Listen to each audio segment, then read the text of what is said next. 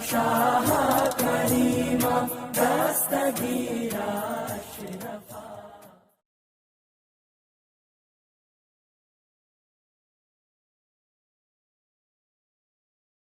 الحمد للہ رب العالمین والعاقبۃ للمتقین والصلاة والسلام علی سید الانبیاء والمرسلین اما بعد. قال رسول اللہ صلی اللہ علیہ وسلم طلب العلم فریضۃ علی کل مسلم ومسلمہ. صدق اللہ وصدق رسول اللہ صلی اللہ تعالی علیہ وسلم. دکھوں نے جو گھیرا ہے تم کو تو درود پڑھو، دکھوں نے جو گھیرا ہے تم کو تو درود پڑھو، اور حاضری کی تمنا ہے تو درود پڑھو، حاضری کی تمنا ہے تو درود پڑھو. اگر درود پڑھو مومنو قرینے سے، اگر درود پڑھو مومنو قرینے سے، حضور خود ہی چلے آئیں گے مدینے سے.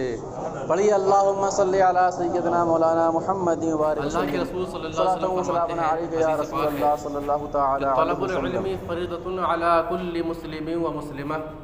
ہر ایک مسلمان مرد و عورت پر علم حاصل کرنا فرض ہے. اب اس حدیث کا مطلب کیا ہوا؟ کیا ہر ایک مسلمان مرد و عورت مدرسے میں داخلہ لے کر، مدرسے میں ایڈمیشن لے کر، وہاں 7-8 سال پڑھائی کر کے، وہیں کھانا پینا کھا کر، وہاں رہ کر علم حاصل کر کے عالم بن جائے؟ کیا اس حدیث کا مطلب یہ ہے؟ نہیں، بالکل نہیں.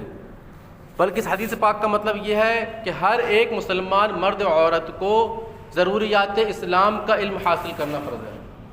یعنی کہ اللہ کے بارے میں علم حاصل کرنا، اللہ کے فرشتوں کے بارے میں، اللہ کی کتابوں کے بارے میں، قرآن کے بارے میں، اللہ کے نبیوں کے بارے میں، اللہ کے رسولوں کے بارے میں علم حاصل کرنا فرض ہے. قبر کا علم حاصل کرنا، حشر کا علم حاصل کرنا، جنت اور دوزخ کا علم حاصل کرنا، یہ سب فرض ہیں. اور عمل کا علم، جیسے کہ روزہ کا علم حاصل کرنا، نماز کا علم حاصل کرنا، زکوٰۃ کا، صدقہ و خیرات کا، یہاں تک کہ حج کا علم حاصل کرنا ہر ایک مسلمان پر فرض ہے. موٹا موٹی علم حاصل کرنا فرض ہے. اور گہرائی میں جائیں تو جو مسلمان جس فیلڈ میں کام کرتا ہے اس فیلڈ کا اس کو علم حاصل کرنا فرض ہے.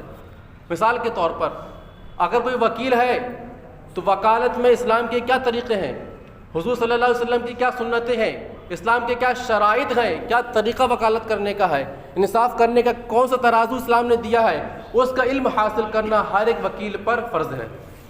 اگر کوئی ڈاکٹر ہے تو ڈاکٹر کو مریض سے کس طرح بات کرنی ہے، کس طرح مریض کا علاج کرنا ہے، کتنا پیسہ لینا ہے، کتنا جائز ہے، اللہ نے کیا حکم دیا ہے، رسول اللہ نے کس طریقے سے مریض کی عیادت کی ہے، ان کی مدد کی ہے، کس طرح بیماروں کا علاج کرنا ہے، اسلام کیا سکھاتا ہے، اتنا علم حاصل کرنا ہر ایک مسلمان ڈاکٹر پر فرض ہے. اگر کوئی ویپاری ہے، بزنس مین ہے، تو بزنس کس طرح کرنا چاہیے، کس طرح لین دین کرے کہ سود نہ ہو جائے، گراہک سے کس طرح بات کرے کہ جھوٹ نہ ہو جائے، کس طرح اپنے کمائی کو، اپنے کاروبار کو حلال طریقے سے چلائے، حرام سے بچ جائے، اتنا علم حاصل کرنا ہر ایک مسلمان بزنس مین پر فرض ہے. مگر کمیاں یہ ہے ہمارے اندر کہ ہم میں سے ہم ہی لوگ جو ہیں قرآن کی 2-3 آیتیں سیکھ جاتے ہیں، قرآن کی 2-3 آیتوں کا ترجمہ سیکھ جاتے ہیں، چند حدیثیں یاد کر لیں، اب ہم سمجھتے ہیں کہ ہم سے بڑا عالم کوئی نہیں ہے، ہم سے بڑا عالم جانکار کوئی ہے ہی نہیں. تکبر آ گیا، گھمنڈ آ گیا. کسی بھی مولانا نے کچھ بولا، کسی عالم نے کچھ بولا، اب ہمیں یہ بتاؤ کہ یہ کہاں لکھا ہے. کسی عالم نے کوئی بات کہہ دی، کوئی حدیث پیش کر دی، کوئی مسئلہ بتا دیا، اب ہم گھمنڈ کے طور پر جاتے ہیں اس کے پاس، اس سے پوچھتے ہیں ہمیں یہ بتاؤ تم نے یہ کہا ہے تو یہ کہاں لکھا ہے، دلیل دو. اگر ایسا ہی ہے، اگر کوئی مریض ڈاکٹر کے پاس جائے، ڈاکٹر صاحب سے بولے ڈاکٹر صاحب میرے سر میں درد ہو رہا ہے، مجھے دوائی دیجئے، میرا علاج کیجئے، تو ڈاکٹر صاحب کیا کریں گے، اپنی ڈرا سے دوائی کو نکالیں گے، پڑیا بنائیں گے، اس کو دوائی دیں گے کہ دوائی لو، صبح کھانا، دوپہر میں کھانا، شام کو کھانا، انشاءاللہ درد ٹھیک ہو جائے گا. اب اگر مریض یہ بول دے کہ ڈاکٹر صاحب اس دوائی سے میرے سر کا درد ٹھیک ہو جائے گا، کہاں لکھا ہے، کہاں لکھا ہے؟ ڈاکٹر کیا بولیں گے، جواب دیں گے، فارمولے سمجھائیں گے. کتنے فارمولے ہوتے ہیں میڈیکل میں، کیسے سمجھائیں گے؟ ڈاکٹر صاحب اس کو بولیں گے تم کھڑے ہو جاؤ، دوائی کو واپس کرو، اور میرے میڈیکل سے، میری کلینک سے باہر نکل جاؤ، اور باہر نکلنے کے بعد کسی کالج میں داخلہ لو، ایڈمیشن لو، ڈاکٹری کی پڑھائی کرو، فارمیسی کی پڑھائی کرو، یہاں تک کہ تم پی ایچ ڈی بھی کر لو، MBBS کر لو، اس کے بعد آ کر مجھ سے سوال پوچھنا، تب میں تمہیں جواب دوں گا، سمجھاؤں گا۔ MBBS کرنے کے بعد تمہیں یہ حق پہنچتا ہے کہ مجھ سے دلیل مانگو، پھر مجھے حق بنتا ہے کہ میں تمہیں دلیل دوں، کیونکہ جب تک تم مجھ سے زیادہ علم حاصل نہیں کرو گے میں تمہیں دلیل نہیں دے پاؤں گا، نہیں سمجھا پاؤں گا۔ تو لہٰذا ہمیں پتہ چلا کہ کسی دلیل مانگنے سے بہتر ہے ہم خود علم حاصل کریں، ہم خود علم کے پیاسے رہے، اپنا علم حاصل کرتے رہے۔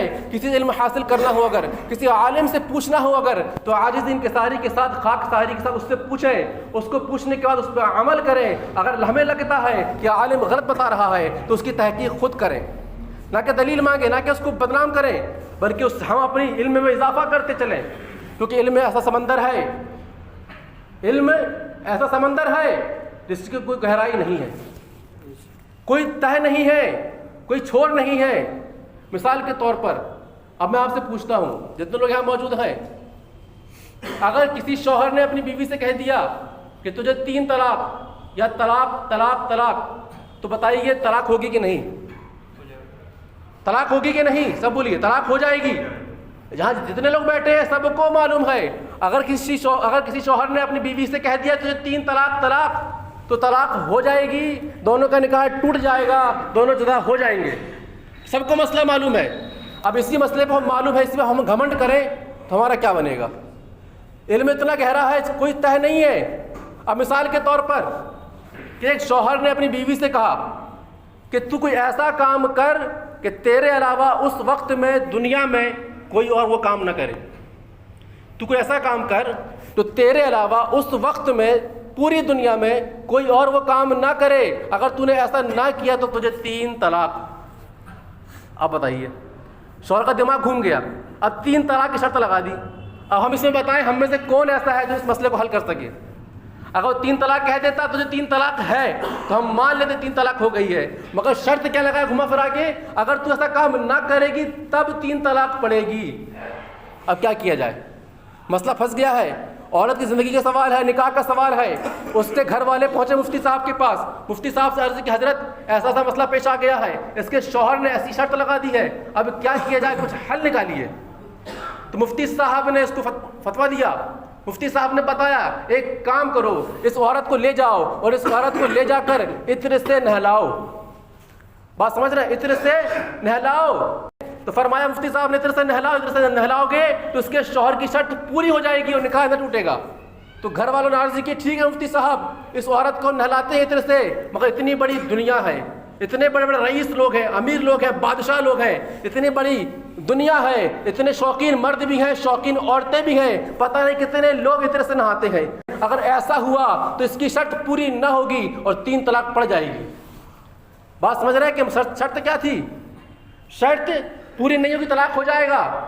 پھر گئے دوسرے مفتی صاحب کے پاس، گھر والے پہنچے، عرض کی مفتی صاحب سے، مفتی صاحب مسئلہ ایسا پیش آ گیا ہے، کیا کیا جائے، کوئی حل نکالیے۔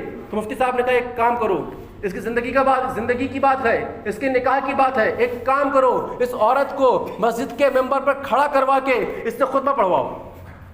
اگرچہ عورت کے لیے جائز نہیں ہے خطبہ پڑھنا، یہ مردوں کا کام ہے، مگر اس کی زندگی کی بات ہے، نکاح کی بات ہے۔ گھر والوں کا حضرت ٹھیک ہے، آپ صحیح کہہ رہے ہیں، ایسا کر لیتے ہیں، مگر خطبہ ہفتے میں صرف 1 دن جمعہ کے دن ہوتا ہے، 1 دن ہوتا ہے، اور خطبے کا وقت ہوتا ہے 3 گھنٹے 4 گھنٹے کے آس پاس۔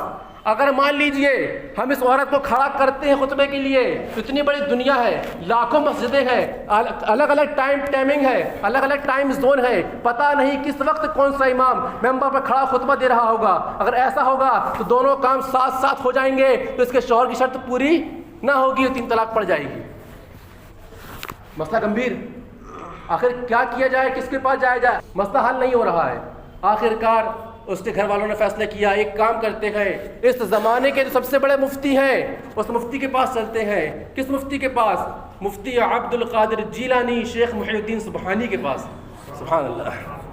ان کو معلوم تھا کہ جو انسان تمام ولیوں کا سردار ہے، جو کہ خود کہتا ہے کہ میرا قدم تمام ولیوں کی گردنوں پر ہے، اگر وہ ولی تمام ولیوں کا سردار ہے تو یقیناً وہ تمام عالموں کا بھی اور تمام مفتیوں کا بھی سردار ہوگا، کیونکہ ولی ہونے کے لیے عالم کا ہونا شرط ہے۔ ان کو معلوم تھا، سب پہنچے حضور غوث اعظم کی بارگاہ میں اور عرض کی یا سیدی غوث اعظم ایسا ایسا مسئلہ پیش آ گیا ہے، آپ کچھ حل کر دیجئے، آپ تو اتنے علم والے ہیں، کچھ حل نکالیے۔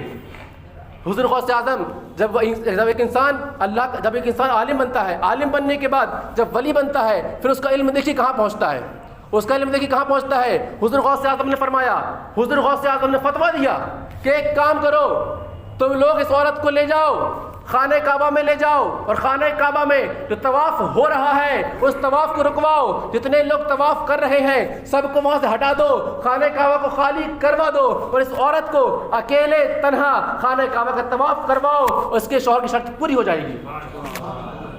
کیونکہ پوری دنیا میں خانہ کعبہ ایک ہی ہے، طواف صرف وہی ہوتا ہے، اگر وہاں طواف کرواؤ گے، کسی اور نے طواف کیا تو دکھ جائے گا کہ طواف کر رہا ہے، تو شرط پوری نہ ہوگی، اور اگر کسی نے طواف نہ کیا، صرف اس عورت نے وہاں طواف کیا تو بھی دکھ جائے گا، آنکھوں سے دکھ جائے گا کہ اکیلے طواف کر رہی ہے، تو اس کے شوہر کی شرط پوری ہو جائے گی۔